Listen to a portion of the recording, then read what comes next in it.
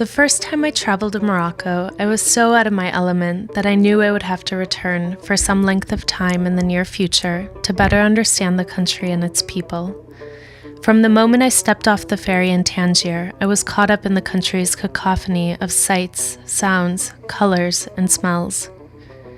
Due to my own limited time frame and not a lot of foresight, I ended up on a well-beaten path that shuttled me between major tourist cities and the edge of the Sahara Desert, before spitting me back out again 1 week later at the docks in Tangier. Recalling my attempts to leave behind the Marrakesh Express in search of some level of authenticity, I was most frustrated at my inability to communicate with anyone except for young brazen men who all seemed to have something to peddle and some hidden agenda. Countless times on that initial whirlwind tour of Morocco, I had approached women and children asking for directions in French, only to be met with blank stares from the women and responses of "Stylo, monsieur, stylo," from the children. A year later, my curiosity got the better of me as I jumped at an opportunity to work on a consulting firm's project based in Morocco's capital city, Rabat. This trip was better planned than my first trip, but that's not saying a lot. I arrived in Rabat one midnight in June, not having any friends, not knowing where I was going to live, but equipped with a job and a basic understanding of the Arabic alphabet. I had maybe even seen the movie Casablanca. In my mind, I was ready. Over the next few months, I dedicated myself to my work, to enhancing my Arabic vocabulary, and to adapting to a foreign culture in a developing country. The more comfortable I became in urban Morocco, the more curious I became about how the rest of the country lived. It was after one of my early trips down south when I wrote this blog piece, which chronicles my first exposure to rural Morocco.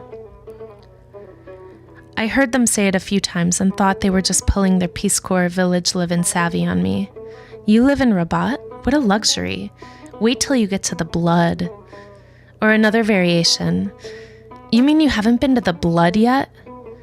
This last was accompanied by a disapproving headshake, a tisk-tisk that might have been more a figment of my imagination than an actual vocalization. But in any case, the meaning was clear. I hadn't been to the blood yet, and in order to truly experience Morocco, the blood was where it was at. Are Orientalist images of muddied cannibals, desert caravans, and savage tribes running through your heads yet? They were for me. A few days later, as I drove a rented car from Essaouira back to Marrakesh along the 2-lane highway that cut through the dusty, sandy expanse, I looked around and noticed how different life was in the countryside, how simple and stark. The towns that dotted the sides of the road were usually nothing more than a few unimpressive mud houses. People sometimes sat on the side of the road. Kids sometimes bounced off on the back of an awkwardly running donkey. Men walked away from the road on an invisible path that led to where were they going? What were they doing? What were their lives like? And before I could think further about these people who had been caught in the freeze frame of my instant memory, my car barreled past them at 120 kilometers an hour, pumping Ganawa music and staving off the scorching heat of the noonday sun with its sterilized air conditioning. A few hours later on the train from Marrakesh to Rabat, the contrast between the rural and urban became even more stark and apparent. Within the span of 4 hours, the train took me from the bustling hub of Marrakesh, through the countryside, past the extreme depravity of Casablanca's bidonville, and delivered me into the modern capital of Rabat. Walking back to my apartment, I decided that things could be worse, that I live in a city, in the city, perhaps the nicest capital city in Africa. Rabat is 1,000,000 times more manageable than the blood. But then there was that nagging feeling in the back of my head. What is the blood like? Where were these people going? What do they do? A few days later, my mysterious Orientalist construction of the blood and its villagers was shattered when I realized that those Peace Corps volunteers were not saying blood, but rather they were saying beled, the Arabic word for the land, for the countryside, for the earth.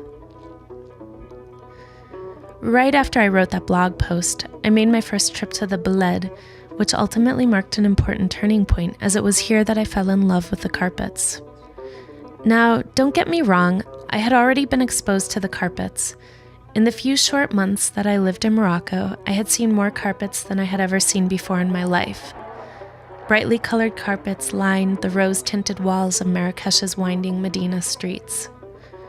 Rolls of carpets towered overhead in narrow little boutiques. Plush, hand-knotted carpets in Rabat indicated wealth and status, and eager salesmen deftly would maneuver me into their palatial rug bazaars to be shown rug after rug after rug while sipping on mint tea. So I had seen my fair share of Moroccan rugs, but it wasn't until my first visit to the Bled when I realized how integral they were in Morocco's cultural patrimony. The mud brick home that I was staying in had windows and no window panes, doorways and no doors, rooms and no furniture, hand-woven carpets and blankets, but nothing store-bought. The 3 children in the family would rise with the sun and begin their daily chores of tending to the animals, making homemade bread, and collecting firewood. The women in the family would get to work cooking, cleaning, taking care of the children, and of course, making carpets. Everywhere I looked, there were signs of this small-scale carpet production. Among the animals for which the children tended were the sheep that provided the wool for the carpets. The grandmother would card the raw wool and then spin it into skeins.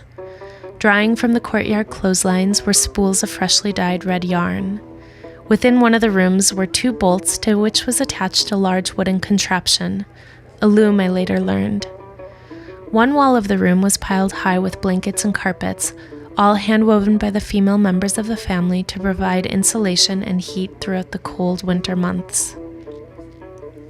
While I was in the Bled, I visited a number of families who lived in the same neighborhood, and I was fascinated to find the same system in place in most of their homes.